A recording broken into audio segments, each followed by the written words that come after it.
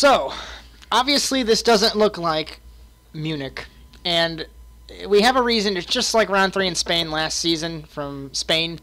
It's because the footage, the German government's weird. They just don't want racing to appear because their customs is weird. But anyway, we're here in Canada now, and if you've paid any attention to this track in the past 8 seasons, you realize that it's MRT territory. It's been Mertz and Erdmann the entire time, except for Living Good, who won off the penalty from Josh Mertz when he hit Brandon Lambert in 2012A. That's the only time a non-MRT car has won, and they are pretty dominant around this circuit here in Canada. And you can know this just by the 1-2-3 in the seeding round. 45-8-1-4 for Cody Erdmann. I believe this is his second consecutive seeding round win. His teammate Mertz, 46-259. Hagenstein, 46-440. And then it is a 0.5 of a second gap to the two Revolution Racing Mitsubishis, 46-9-3, 46-9-8. And then Lester in the Revolution Junior Mitsubishi, 47-6. And the two Citroens have had issues all weekend long trying to get the cars started. These are the only 8 cars. As we have another issue, the costs are rising in the NASA RallyCross Challenge, so the 3 constructor teams and the 2 junior supported teams are the only cars here today. Nobody else has made the trek up to Canada. Now, we are going to show you Cody Erdmann's fantastic lap here in St. Eustache, try to describe it best we can. So, give us one moment here. And here we are. Hopefully his engine won't drown out my voice like what happened in Island Rally, but we'll give it a shot.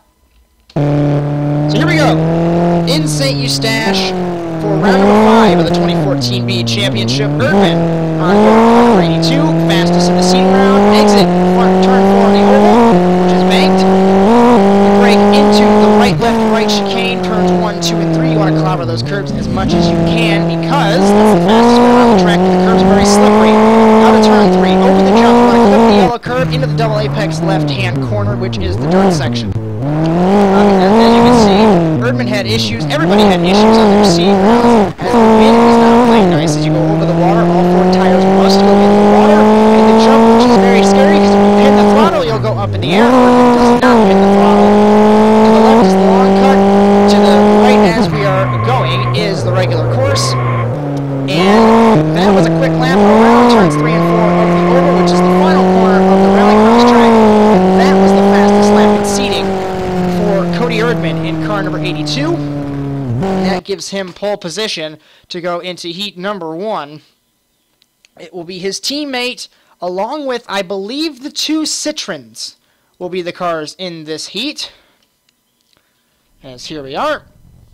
And your grid. For heat number 1, it's Erdmann on pole, Mertz in second, then it is Maurice Pigeon and Tanner Smith. So 2 Germans, a British driver, and a Norwegian. 2 Subarus, 2 Citroens, relatively simple for this heat.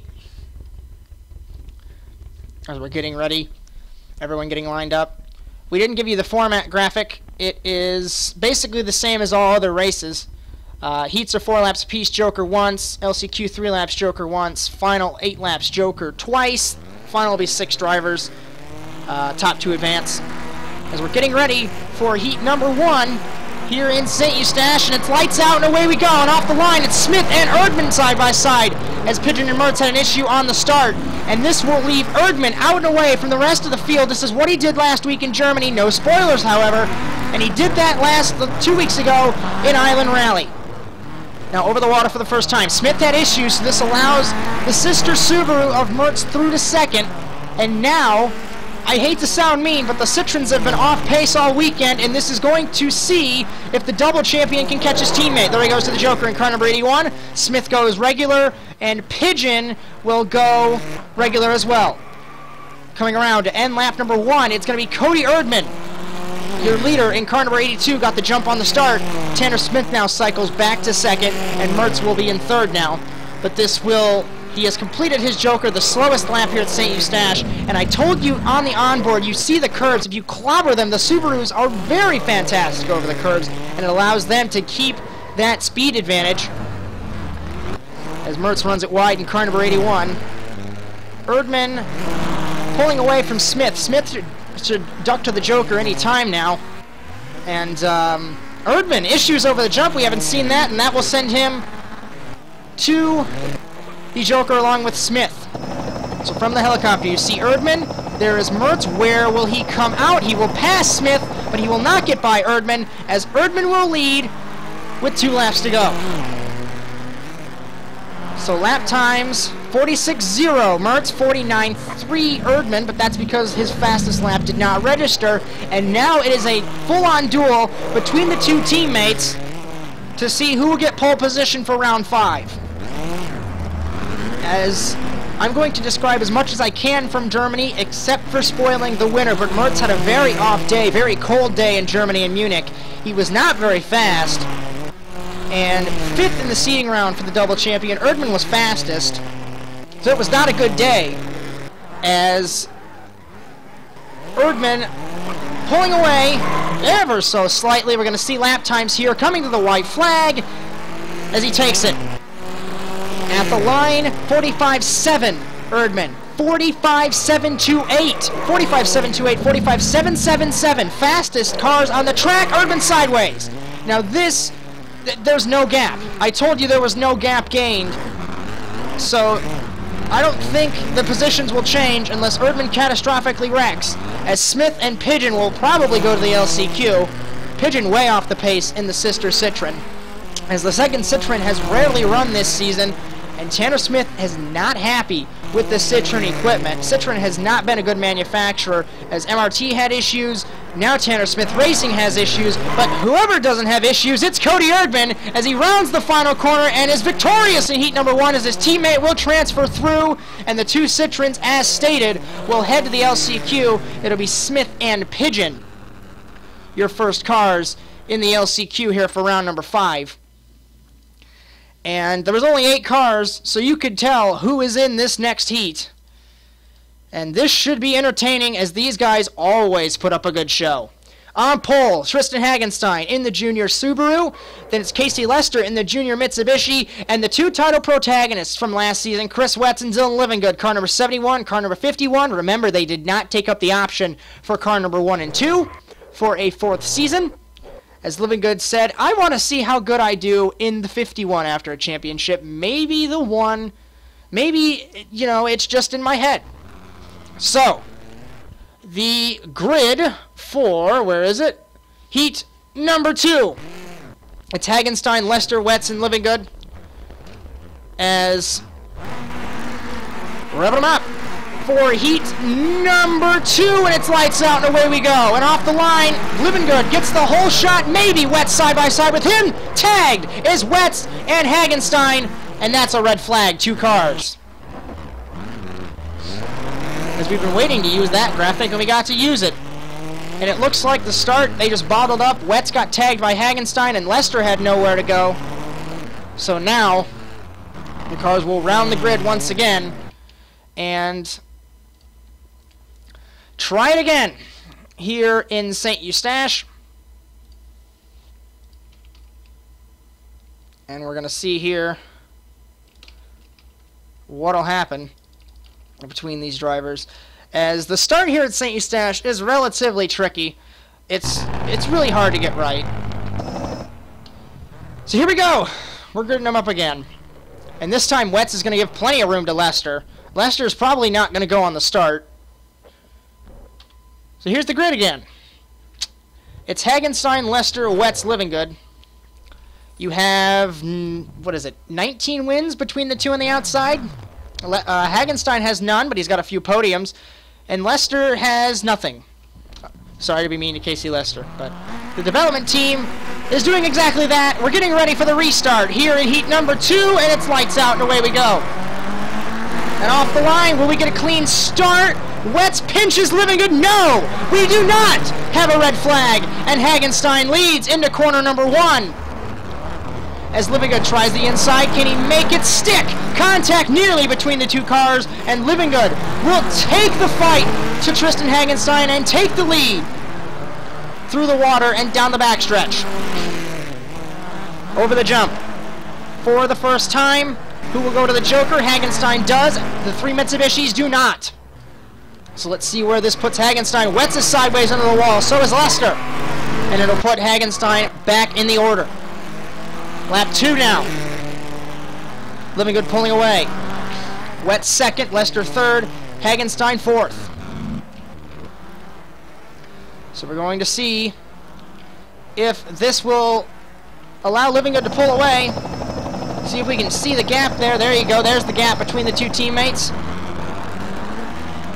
As the two Mitsubishis, if you have to rank them on pace, judging by the seating round, Subaru, Mitsubishi, Citroen, I mean, that's the way it was. I don't think the Mitsubishis are that easy on the curves as the Subarus are, as Wetz runs for the Joker now.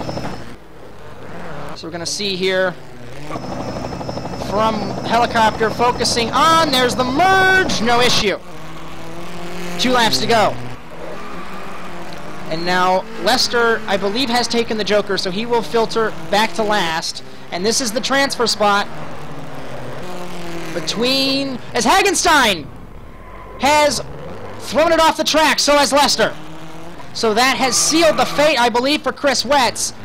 I don't think Living Good has taken his Joker, so we will see if Wetz can overtake his teammate, but Hagenstein has ruined all hope of him trying to get into the final by transferring through.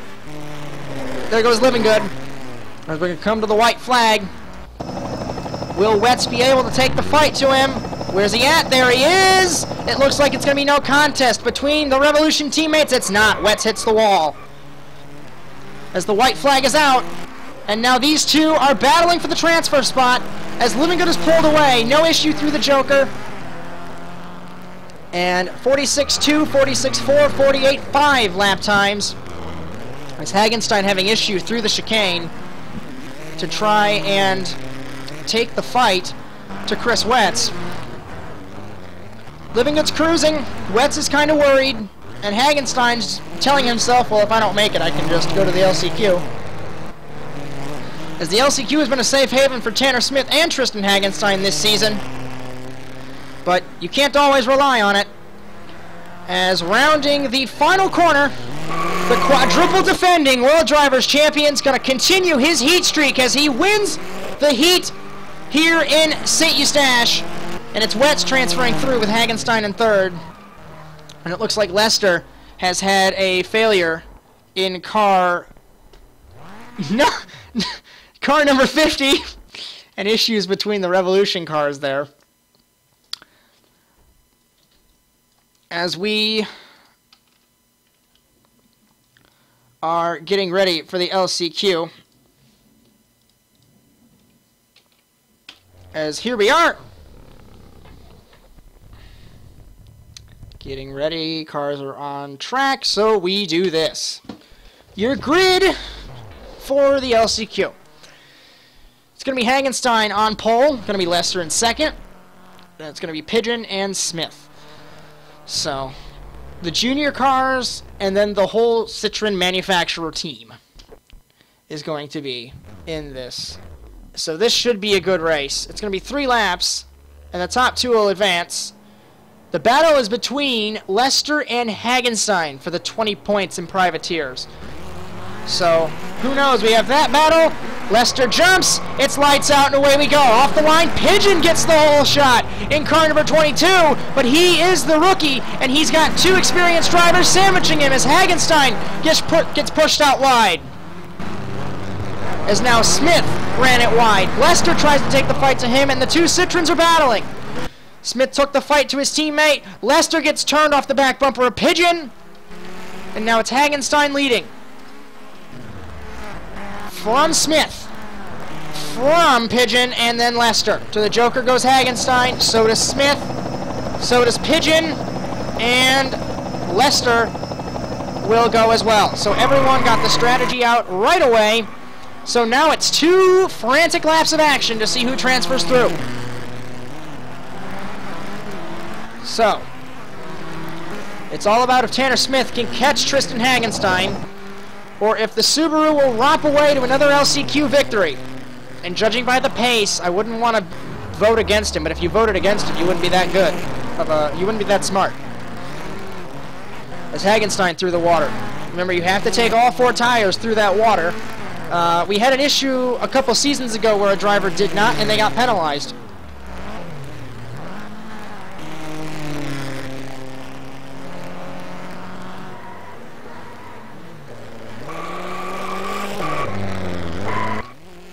Hagenstein rounds the final corner.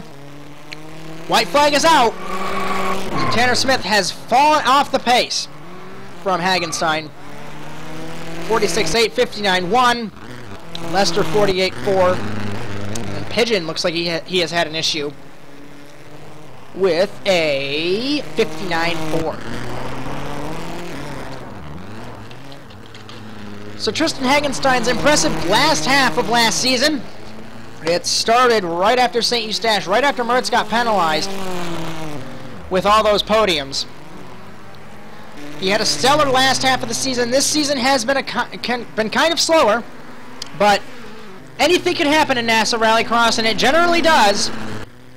It's going to be MRT Jr. winning the LCQ. Hagenstein and Tanner Smith will transfer through. That'll give Hagenstein the private win, and Lester will be second in privateers, 17 points to him, as Maurice Pigeon will finish 8th.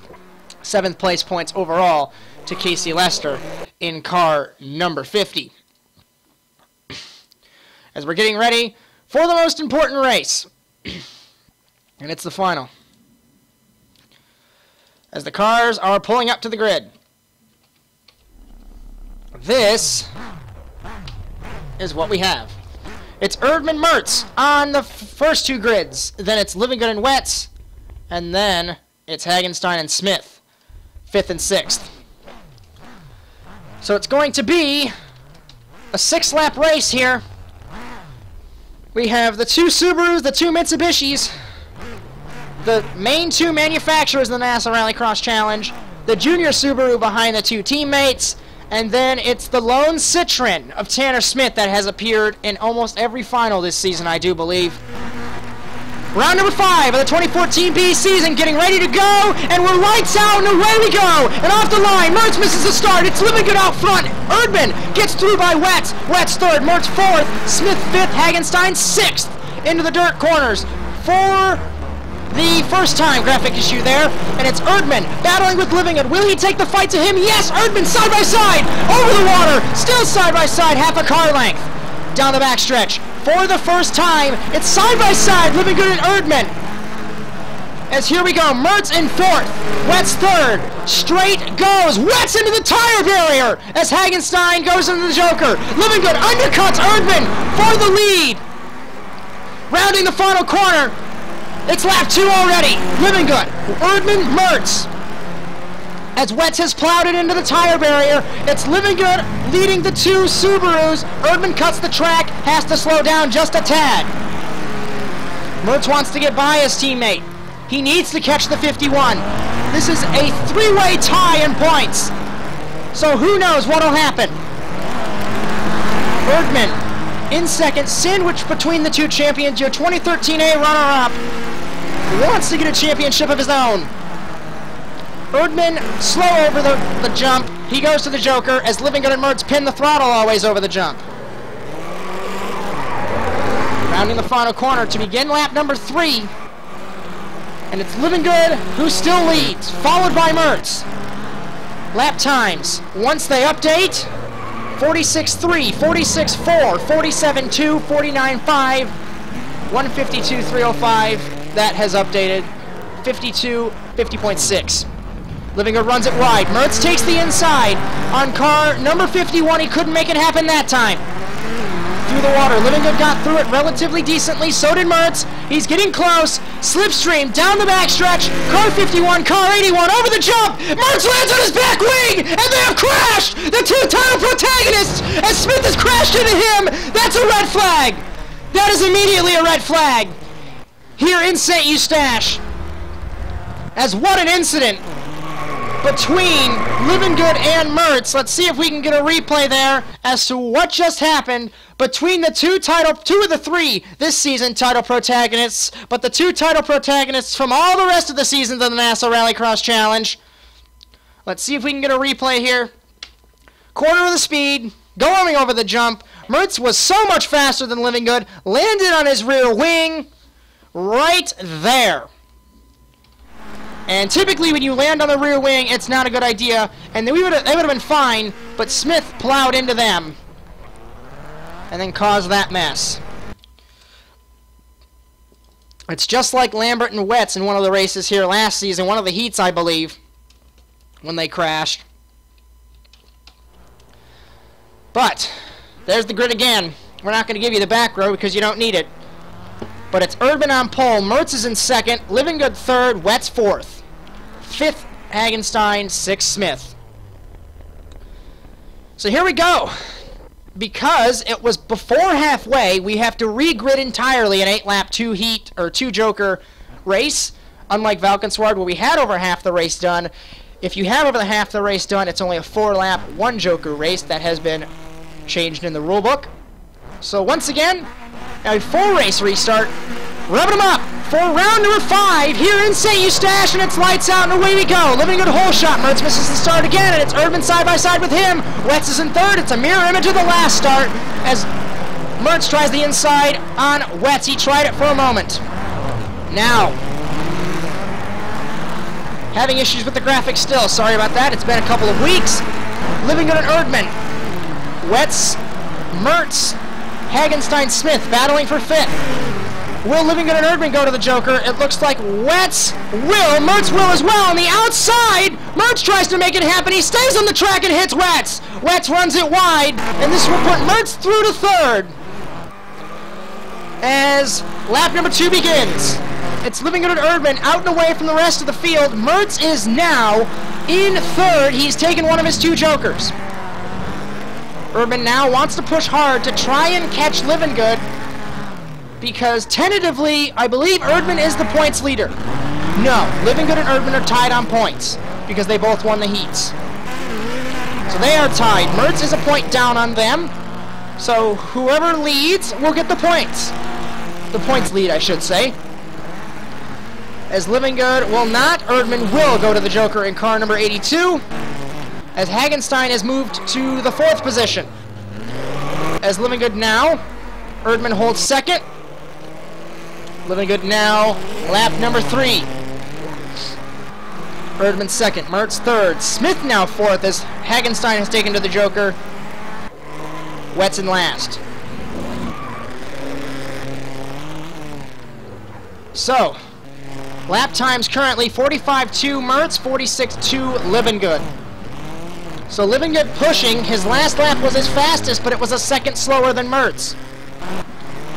Mertz's last lap was a 45.8. 49.4 for Erdman, but that was a Joker lap. And Livingood goes to the Joker in car number 51. So we're going to see here where he will filter out. In relation to Erdman, where he is he? There he is! He runs it wide! Erdman to the lead in car number 82. Halfway through, crossed flags being shown, next time around I should say, between Erdman and Livingood.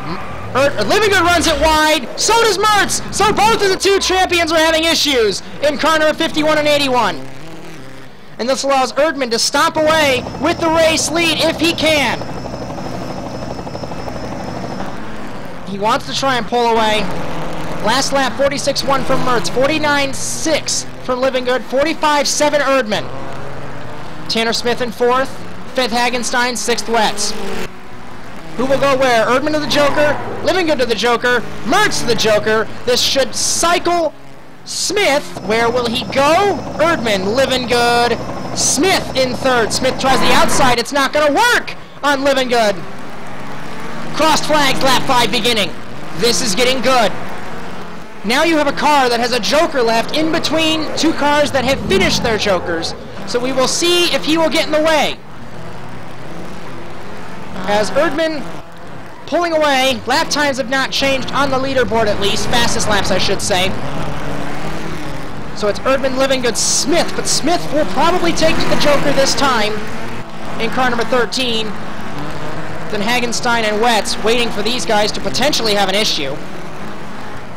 So Erdman, Livingood are good, so is Mertz. Smith is not. Now Smith is good once he exits the Joker.